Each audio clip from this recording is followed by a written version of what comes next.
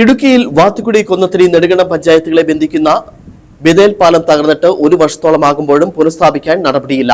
വൈദ്യുതി വകുപ്പ് Kallar diversion dam അപ്രതീക്ഷിതമായി തുറന്നുവിട്ടതാണ് പാലവും പാലത്തിലേക്കുള്ള ഇരുവശത്തെ റോഡുകളും തകരാൻ ഇടയായത്.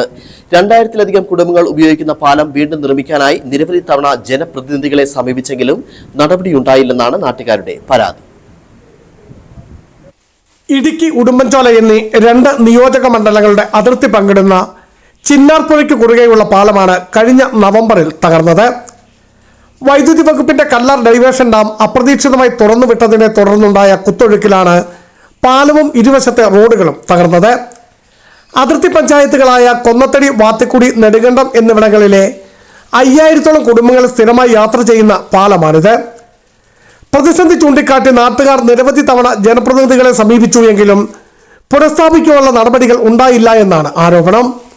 ഭയങ്കര മഴയായിരുന്നു. അതിന്റെ പേര് കല്ലാർവാൻ തുറന്നുവിട്ട് പേര് ബദേൽ കുരിശടി പാലം, നിരവധി പാലങ്ങൾ വന്നു. നിരവധി ആൾക്കാർക്ക്, അതായത് ഇവിടെ SNDP ഉൾപ്പെടെ അമ്പലം ഉൾപ്പെടെ 650ഓളം ക്രൈസ്തവർ ഉൾപ്പെടെയുള്ള പള്ളിയിൽ പോകാനും വരാനും ഒക്കെ 5-6 കിലോമീറ്റർ ഇനി വണ്ടി ഓടി വേണം അവർക്ക് അവിടെ എത്താനും, അവർക്ക് ആശുപത്രി പോകാനും. നിരവധി പ്രശ്നങ്ങൾ എല്ലാ കാര്യങ്ങളിലും അവരിപ്പം ഭയങ്കര ദുരന്തം. അതിന്റെ നവംബർ 9 ഈ സംഭവം സംഭവിച്ചത്. ഇതുവരെ അതിനൊരു ശാശ്വത പരിഹാരം കണ്ടെത്തിയില്ല.